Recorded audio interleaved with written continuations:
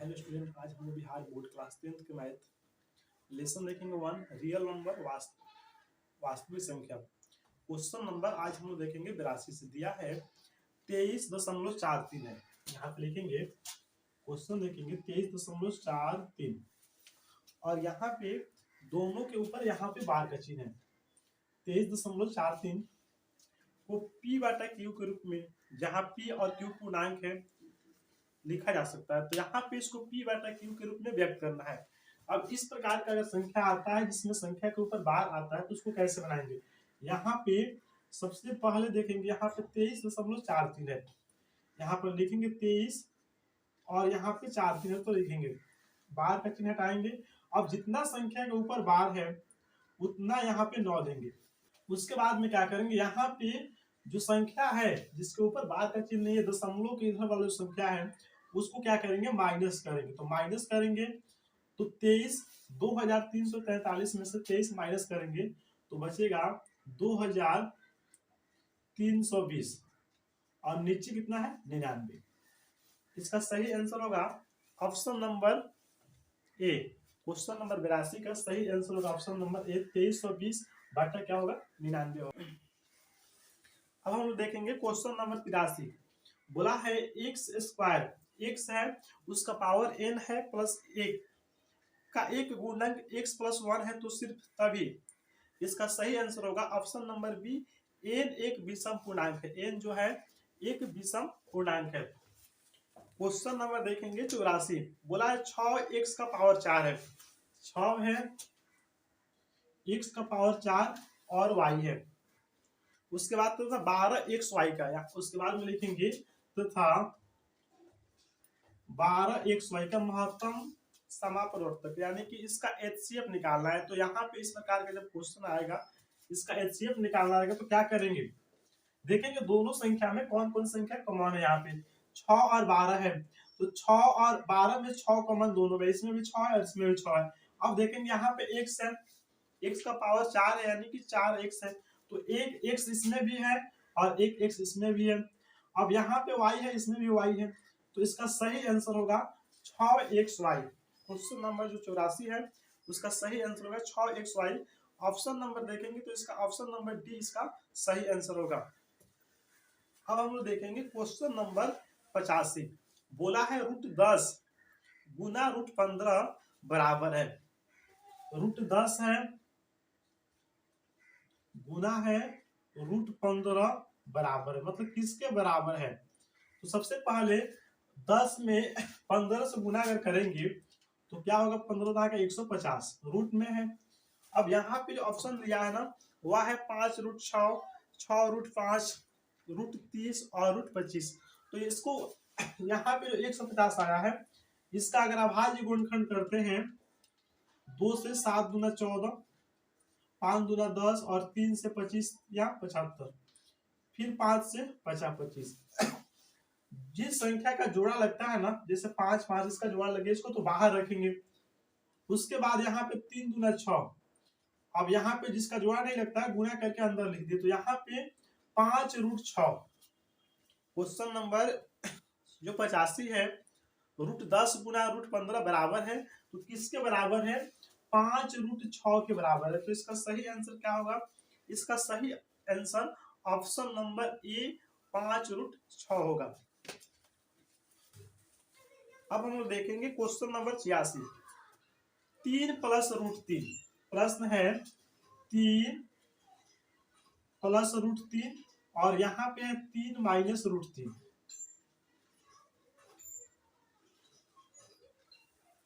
3 + root और यहाँ पे है इंटू 3 - √3 एक परिमेय संख्या है। क्या यह एक परिमेय संख्या है या नहीं। तो यहाँ पे जो ब्रैकेट में संख्या प्लस में, यहाँ पे है माइनस में। ये जो है a + b और इंटू a - b के रूप में है, a + b into a - b के रूप में है।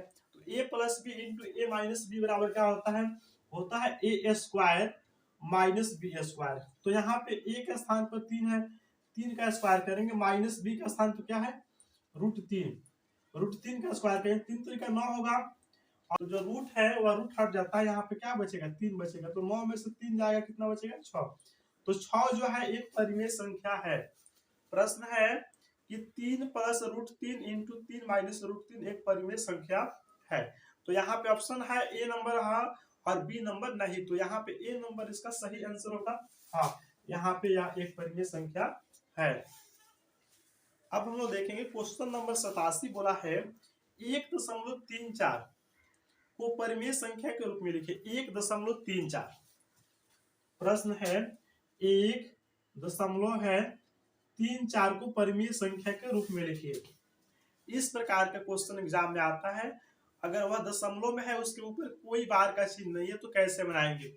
यहाँ पे क्या करेंगे, यहाँ पे दशमलव को हटाएंगे तो हो जाएगा 134 और दशमलव जब हटेगा तो हर में यानी कि नीचे दशमलव के बदले में आएगा 1 और दशमलव के बाद जितना संख्या होगा उतना 0 देंगे। तो दशमलव के बाद 2 संख्या है तो 2 0 देंगे।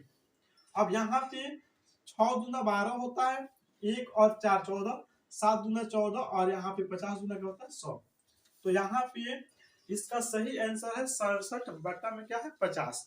तो ऑप्शन नंबर देखेंगे, ए नंबर ऑप्शन है 13/40 जो कि गलत है। बी नंबर इसका सही आंसर होगा 67 और बटा में क्या है 50।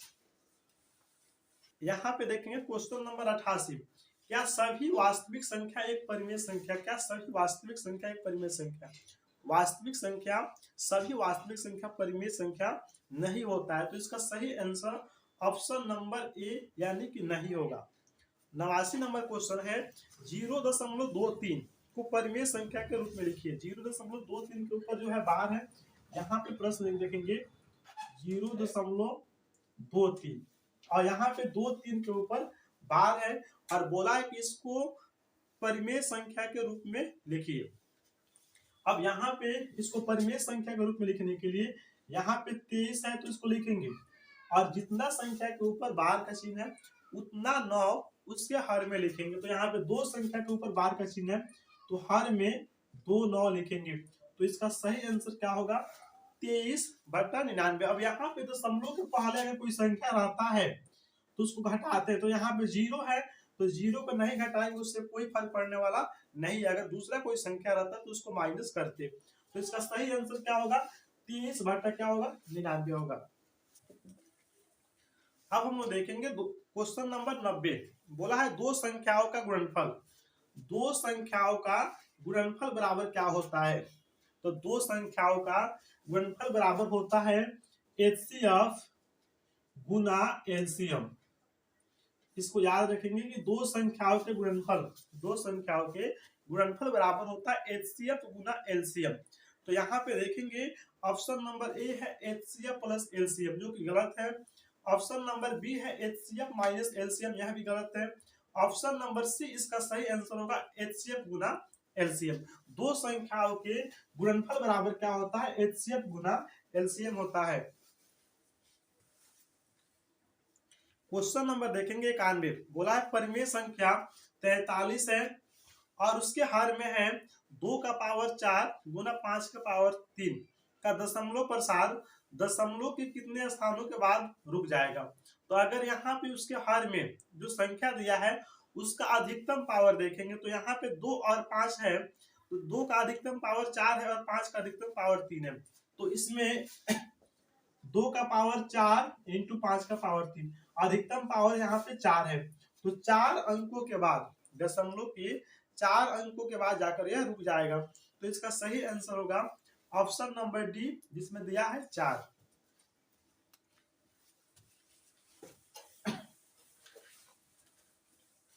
क्वेश्चन नंबर 92 दिया है संख्याओं 50 और 25 के HCF और LCM का गुणनफल। 50 और 25 के HCF और LCM का गुणनफल। यहाँ पे संख्या लिखेंगे 50 है और उसके बाद में 25 है। इसके HCF और इसके LCM का गुणनफल। तो सबसे पहले इसका HCF निकालेंगे फिर इसका LCM निकालेंगे और इसका गुणनफल ज्ञात करेंगे। तो यहाँ पे 25 और 50 का HCF निकालेंगे तो इसका HCF होगा 25, दोनों में 25 कॉमन है। अब यहाँ पे इसका LCM निकालेंगे तो इसका LCM आएगा 50 एचसीएफ निकाले तो 25 और एलसीएम निकाले तो 50, और बोला कि दोनों का गुणनफल यानी कि एचसीएफ गुना लिखेंगे एलसीएम। तो एचसीएफ कितना है, एचसीएफ है 25 और एलसीएम कितना है 50। 25 बचे क्या होता है, 25 बचे होता है 125, जीरो है तो जीरो, 1250 इसका सही आंसर होगा 1250, जो ऑप्शन नंबर बी इसका होगा। क्वेश्चन नंबर देखेंगे 93, 278 को किस संख्या से विभाजित करें कि भागफल 12 और शेषफल 2 प्राप्त हो। 278 को, तो यहाँ पे यूक्लिड विभाजन एल्गोरिथम फॉर्म में क्या होता है, ए बराबर बी क्यू प्लस आर, ए बराबर बी क्यू प्लस क्या होता है आर। अब यहाँ पे दिया है 278, एक स्थान पर क्या रखेंगे, एक स्थान पर रखेंगे 278। उसके बाद में बोला है कि किस संख्या से विभाजित करें। यहाँ पे जो b है वह ज्ञात नहीं है, तो यहाँ पे लिखेंगे b किस संख्या से विभाजित करें कि भागफल 12, यानी यहाँ पे जो q है वह 12 और शेषफल यानी कि r 1 है। यहाँ पे r जो शेषफल है वह दिया है 2, तो यहाँ पे लिखेंगे 2। यहाँ पे लिखेंगे 278, 12 में 20 से गुना करेंगे तो 12 यहाँ पे b होगा,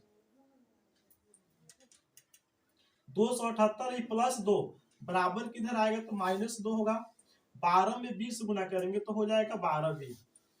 अगर यहाँ पे 278 में से 2 घटाएंगे तो यहाँ पे होगा 276 और यहाँ पे होगा 12b। यहाँ पे 12 और b के बीच गुना का संबंध है और गुना बराबर किधर आएगा तो भाग हो जाएगा। यहाँ पे लिखेंगे 276 भाग यहाँ पे 12 और यहाँ पे लिखेंगे b, भाग देंगे तो 12 दूना होता है 24, 3 और 6 36 होगा और 12 3 36, जो b का मान होगा वह कितना होगा 23। इसका सही आंसर होगा ऑप्शन नंबर डी यानी कि 23।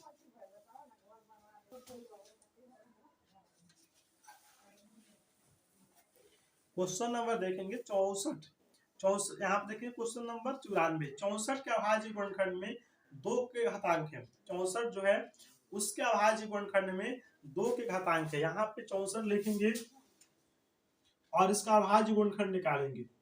2 से 32 गुना 64 होता है, 2 से 16 गुना 32 और यहाँ पे लिखेंगे 8 गुना 16, 4 गुना 8 और यहाँ पे लिखेंगे 2 गुना 4।